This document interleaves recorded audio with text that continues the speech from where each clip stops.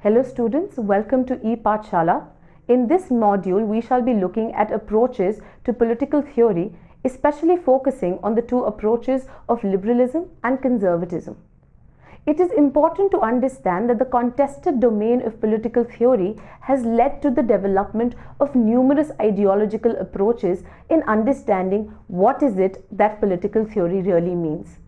Liberalism and conservatism come up as one of the most relevant as well as earliest approaches in understanding political theory. In this module, we shall be looking at both liberalism and conservatism and what it means to follow a certain approach in understanding political theory. When we look at liberalism, we shall be looking at certain core elements or foundational features which comprise liberalism. We shall look at various scholarship, including those of John Gray and Alan Ryan, in exploring what is it that liberalism truly stands for. Moving on, we shall be deconstructing the term conservatism and the various debates involved as well. We shall look at what conservatism has come to mean through various time dimensions as well as through various political traditions. The objectives of this paper include a broad overview of major approaches and traditions in political theory, majorly liberalism and conservatism. Political theory involves systems of interpretation of political concepts, a system of political conceptions. In this process, political theory also tries to link concepts, example liberty and equality, in ways not hitherto known of. Gauss three enduring political theories in the past 2 centuries: liberalism, socialism, and conservatism. Gauss clarifies that they do not entail monoliths. There is a considerable diversity within each of these approaches. Alan Ryan's suggestion of liberalisms is a case worth mentioning. What is common to all these traditions is the wide diversity in each of them. However, all of them do not have a set of foundations that distinguish them from one another. That is, there is certain features that define each of them distinctively. Liberalism. Waldron contends that liberals may show family resemblances, but otherwise they offer competing value conceptions. Yet these family resemblances are strong foundations of the liberal tradition. In fact, liberals, despite their differences, sought to define liberalism as distinct from conservatism and socialism. Yet many identify different features for liberalism. A common feature which Gauss identifies with all strands of liberalism is the commitment to liberty, the debates about the nature of individual liberty.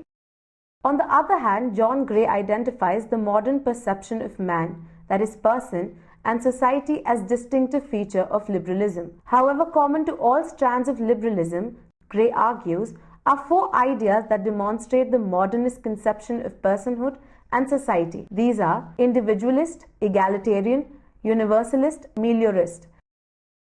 The moral primacy of the individual against any claims of social collectivity makes liberalism an individualist philosophy. Equal moral worth of all individuals is liberalism's claim to egalitarianism. The moral unity of human species and the secondary importance of cultural and historic forms makes it a universalist theory, while the liberal belief in the improvability of institutions and social arrangements makes meliorism a core feature of the liberal tradition.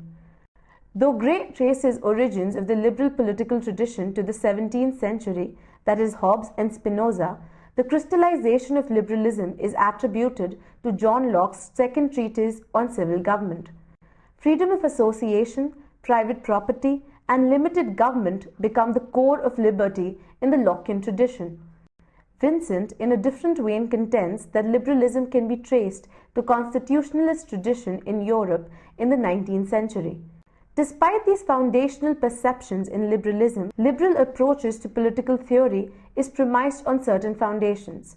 First, Gray argues that a liberal perspective is based on universalism. Though liberalism emerged in different geographies as a response to specific historical backgrounds, liberals do not speak for any particular interest group or section of people. Liberals articulated their demands not as demands of a section of people or a group, but as demands of the humanity itself. Second, liberalism presupposes that every human being is a rational agent, autonomous and capable of choosing our own moral values and design of society, demonstrating its origins to Enlightenment philosophy. Rationality, autonomy, and choice are therefore certain variables to the approach of liberal political theory. That is, unlike Greek political theory that envisaged eudaimonia, or good life and happiness, along with deeply ethical overtones, a liberal approach does not pursue the idea of a telos or a final end. The idea of good life and society is a matter of individual choice in liberal approaches. This also explains the liberal commitment only to a thin conception of common good as opposed to a thick common good of communitarians. For example, the social contract in liberal traditions itself is based on individuals willingly entering into a contract that creates society and state. The creation of the state and civil society is based on individuals' rational choice as per this idea. Even when liberals use utilitarian logic to justify welfarism, they are today more compelled to reconcile deontic and utilitarian logics. Gray argues that welfare logic basically makes a case for making available certain resources, power, or capabilities so that individuals can exercise their autonomy and achieve self-realization, indicating the centrality of individualism once again. The best example of this from contemporary political theory is John Rawls' A Theory of Justice, where Rawls focuses on deontological individuals entering into a social contract from behind the veil of ignorance to create a society that is based on justice and welfare of all. The principles of justice are chosen by the individuals detached from their social and cultural identities. They are not prior to the individual. For many commentators, liberalism is merely an ideology of capitalism. In this view, private property is the defining feature of liberalism. This approach, however, can be seen in the writings of liberals ranging from Locke in the 17th century to the more recent Hayek, Friedman, Buchanan, and Nozick. Indeed, libertarians like Nozick and Hayek treat any intervention into private property, including taxation, as a violation of freedom and individualism. The core of all versions of liberalism could be individualism. In fact, Vincent argues that liberals are formally committed to individualism. It is the ontological core of liberalism. A crucial feature of individualism in liberal approach, the individual is prior to society, naturally or morally varying from thinker to thinker. Liberal individualism, however, is a diverse and complex philosophy. John Dewey points our attention to old liberalism based on abstract individualism and new liberalism based on more socially rooted individual. T.H. Green's idea that society can be a means for individual self-realization represents new liberalism. Similarly, the organized effort of society is vital for individual to attain self-direction. Hayek, in his idea of market liberalism, puts forth the case that abstract individualism is not a reality. Hayek draws a distinction between rationalistic individualism and true individualism, which caters to a market society. Hayek subscribes to the latter notion of individualism. At another level, liberalism also has witnessed possessive individualism that espouses the idea that an individual owns her or his body, desires, and interests. The self-ownership thesis dominant in the works of Locke, Gray, and Nozick. In possessive individualism, property is central, for it becomes an extension of the bodily rights. Next, a core value of liberal approach is also liberty. Michael Fredin contends that liberty is a fundamental idea in all liberals. However, there is no unified position on liberty in liberal scholarship. The commitment to liberty also defines the scope of state action. Liberals favor a limited state where individuals are protected against the arbitrariness of state by virtue of their status as rights-bearing individuals. However, liberalism is divided on the nature of the state, most commonly represented as classical liberal or laissez-faire state, welfare state, and neoliberal state. A common distinction one sees in liberalism is the distinction between negative and positive liberty. While negative liberty connotates liberty as mere absence of restraints or coercion, positive liberty denotes conditions and ability to exercise liberty. Isaiah Berlin and Hayek contend that conditions like poverty and unemployment cannot be treated as restraints or coercion. On the contrary, Green, Lasky, and more recently Taylor argue that freedom is a positive power to do something. Liberalism is also committed to the language of rights and democracy. While the Lockean tradition makes a case for natural rights that become the forerunner of human rights in the 20th century, the utilitarian logic emphasizes the legal basis of every right. Liberalism is also tied to the value of democracy. Though in the recent past, new versions of democracy, strong democracy, unitary democracy, deliberative democracy, have been formulated to effectively represent the liberal underpinnings of democracy. In a nutshell, liberal approach to political theory therefore focuses on issues of liberty, rights, moral equality and conditions of individual flourishing freely chosen by the individual rather than preordained by society or state. This also explains the liberal alliance with democracy and a freely operating market. Individual rather than social collectivity becomes the fulcrum of analysis in liberalism. For example, liberal approach will denounce any arrangement or policy that takes away individual choice and autonomy, even if it leads to collective good. The debates between liberalism and communitarianism are the examples of the same. Conservatism. Conservatism, by its name, implies that it conserves. It is recently said of itself in a tone suitable for an axiom of politics that is against change. Conservatism, therefore, is generally understood as a political tradition that is opposed to change or is skeptical of change. Conservation of the existing order becomes the hallmark of a conservative approach. Though conservatism has often been traced to Plato, Aristotle, Halifax, Hooker, Bolingbroke, and others, it reached its maturity only with Edmund Burke's tumultuous response to the French Revolution. On the contrary, Vincent traces conservatism to the 14th century idea of conserving something. Vincent also acknowledges the roots of 20th century conservative writers to the medieval period. Russell Kirk's tracing of the conservative tradition to conservators, guardians of medieval cities, is one example. The diversity within the technical usages of conservatism is explained in terms of 5 positions by Andrew Vincent. As the negative doctrine, aristocratic class after the French Revolution. In this perception, conservatism is a temporary historical phenomena from 1790 to around 1914 in the European societies. The development of Tory party in England from late 18th century to around 1832 is an example. A second view explains conservatism as a doctrine with no political content, a form of political pragmatism simply absorbing the prevailing political, cultural and moral ethos. A third view, situational or positional view, reflects the self-conscious defensive posture of any institutionalized political doctrine. Conservatism here is not attributed to class, historical event or ideology. It is just part of any institutional order that defends the existing order. Thus, we could find conservatives in liberalism and Marxism as well. There is also a view of conservatism as disposition. Hugh Cecil's natural conservatism, a tendency of the human mind to be averse to change, is one such example. Conservatism is again not an ideology, but only a human disposition to stick to tested beliefs and practices.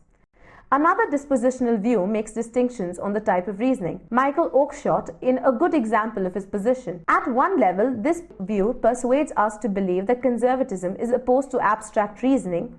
It also gives us reasoning as to why it should not believe in reasoning. Finally, conservatism is also perceived as ideology, a body of ideas with a prescriptive content. Edmund Burke's works on conservatism are exemplars of an ideology of conservatism. Burke cited novelty of French Revolution in its emphasis on equality and perfectibility of human beings through reason and reform of institutions that was a cause of skepticism for him. Vincent also identifies 3 distinct but overlapping approaches to the study of conservatism: the historical nation-state, chronological and conceptual approaches. The historical nation-state view contends that conservatism is specific in a specific historical context. This is broadly agreed to by Noel O'Sullivan and Karl Mannheim, who speak of distinctive British, German and French and other nation-state-based conservatisms. The chronological approach classifies conservatism according to the timeline of conservative parties, each phase marked by a dominant personality and exigencies of the period. Thus, British conservatism is marked by Robert Peel's conservatism, followed by Disraeli, Macmillan and Thatcherism. The conceptual view has 2 strands. One denies the existence of different conservatisms. There could be a different philosophical roots, but no pure doctrine of conservatism. Anthony Quinton and Roger Scruton subscribe to this view. The second strand views manifold diversities within conservatism. Vincent divides them into 5: traditionalists, romantic, paternalistic, liberal, and new right. Despite the diversity, Anthony Quinton argues that there are 3 central interconnected doctrines in conservatism: traditionalism, skepticism about political knowledge, and the organic conception of human beings in society. Traditionalism supports continuity in politics, the maintenance of existing institutions and practices, and is suspicious of change, particularly of large and sudden change, and above all, of violent and systematic revolutionary change. Conservatives favor change, but only gradualist change. Conservatives accept change as required by changing circumstances, but they insist that to minimize its dangers, it should be continuous and gradual. Ted Honderreich highlights this as differences drawn by conservatism between change and reform. They favor reform, but not change. Change alters the basic essence or substance of something fundamental, whereas reform addresses only what is extrinsic or accidental to something. Furthermore, conservatives like Michael Oakeshott make a case for retaining traditions not merely because they are merely traditions, but by virtue of society's familiarity with them. Noel O'Sullivan adds a new dimension to the notion of change in Burke, when he contends that what constitutes change or reform, and indeed conservatism, in different societies could be different. What constitutes reform cannot be said in advance. Conservatism may range from defensive actions to initiating changes to ensure status quo. Benjamin Disraeli's act of extending suffrages to dish the Whigs is an example of the latter. This gives conservatism an overall pessimistic color. Changes bring not only possibilities but also bad consequences. The overall improvement of human condition is also fraught with negative impacts, and hence their skepticism to progress. The skepticism to change has led many to describe conservatism as the politics imperfection. Keeks gives a different interpretation of this imperfection. Keeks argues that conservatism also assumes that human condition is all right as it is. Human nature is a mix of good and bad aspects. However, both the individual and society have limited control to change human propensity to evil. Unlike the liberals, conservatism does not perceive human beings as rational.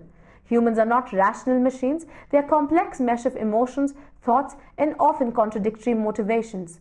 This vindicates their skepticism about reforming human beings that inspired Peter Viereck to call conservatism as political secularization of the doctrine of the original sin. Indeed, it is tradition that mediates between individual autonomy and social authority for the design of good life in conservatism. A tradition is a set of customary beliefs, practices, and actions that has endured from the past to present and attracted the allegiance of people so that they wish to perpetuate it. A tradition may be reflective and designed like the deliberations of the Supreme Court, or unreflective and spontaneous. Traditions may be religious, horticultural, scientific, athletic, political, stylistic, moral, aesthetic, commercial, medical, legal, military, educational, architectural, and so on. Moving on, individual's idea of leading a good life consists in her participation in traditions given to society through history. The autonomous participation of individual social traditions is hence the key to reconciling individual autonomy and social authority in conservative theories. At the same time, conservatism also refutes traditions that violate the main requirements of human nature. Who chooses these traditions then? Conservatives argue that the decision should be taken by those legitimately empowered to do so by the political process. The decision should be on the basis of the contribution of traditions to the society in terms of its past record. Those that have positively contributed should be retained. Negatively contributed traditions should be rejected. Conservatism, hence, is not a non-discretionary acceptance of tradition. It is a reasonable and defense of durable traditional arrangements. Secondly, political wisdom is embodied in the experience in established institutions and practices. Conservatism therefore opposes utopias and systematic proposals of change. Thirdly, conservatism is based on the idea that there is no universal human nature. The organic relations based between individuals and society entail that they are not independent of social institutions and practices. Human nature therefore changes from time to time and place to place. The corollary of this is the conservative argument that it is not possible to evolve abstractions or abstract theories characteristic of natural sciences. The hostility towards abstract theoretical political knowledge prompted Quinton to argue thus: And I quote, "As an ideology, conservatism is then procedural or methodological rather than substantive. It prescribes no principles or ideals or institutions universally and so falls outside the scope of its own rejection of abstract theory." Burke's distinction between abstractions, that is, metaphysical reason, and principles rooted in custom and tradition clarifies the conservative position on abstract theory.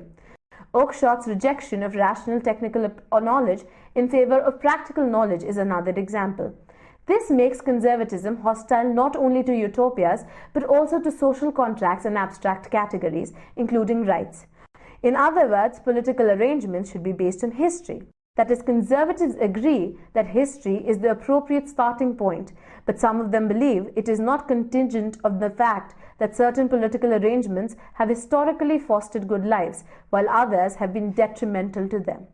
This prompts geeks to argue that conservatism relies on a moral order in history and is thus political morality. It is that history, rather than any metaphysical or utopian consideration, that is most likely to provide relevant considerations for or against the political arrangements that present themselves as possibilities in that society. Thirdly, conservatism is based on an organic conception of society, also a society linked through hierarchy. The individual cannot be explained except through organic whole. Society is thus a mutually independent interrelation of parts. It is not an artifice or a mechanism, as the illiberals would explain. This also implies the political order cannot be invented. It emerges from existing moral and political institutions. Except for the new right within conservatism, political leadership and skills are for an exclusive few who also command special status. Burke, for example, referred to the political leadership as natural aristocracy. This also explains conservatives' hostility to democracy. Conservatives favor limited democracy, like the notion of virtual representation in Edmund Burke. Human nature is imperfect, therefore government is needed to provide a framework of procedures and rules. Freedoms, rights, liberties, property, none of them are moral values. This also brings to light a basic contradiction in conservatism, especially in the works of Burke, except in the ideology of new right and more liberal conservatives. Conservatism is characterized by a hierarchically organized society, but mostly a free market economy. Finally, the conservative tradition is also marked by its opposition to theory. Conservatism argues that no social theory can capture the complexities of society. It is a fallacy, therefore, to apply theory to society. Russell Kirk's denunciation of prioritized notions as divorced from history and circumstances is an example. Similarly, Oakeshott's repudiation of rationalism in politics is another vindication of conservatism's moral philosophy and social engineering. Honderich argues that the conviction of conservatism in time-tested traditions and experiences implies that it denounces metaphysical abstractions and favors a form of empiricism. Let us summarize what we have learnt in this module.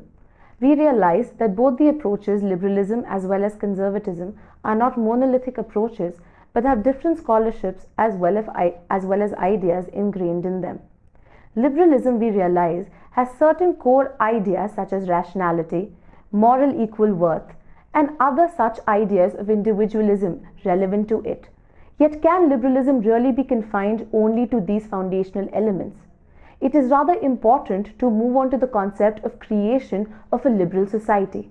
Karl Popper, for example, gives forth the example of an open society which may be relevant to the contemporary understanding of liberalism. So, liberalism or liberal society today may include non-hierarchical pluralism. Furthermore, it may also include free-flowing communication and information. These ideas can make liberalism truly relevant in contemporary times.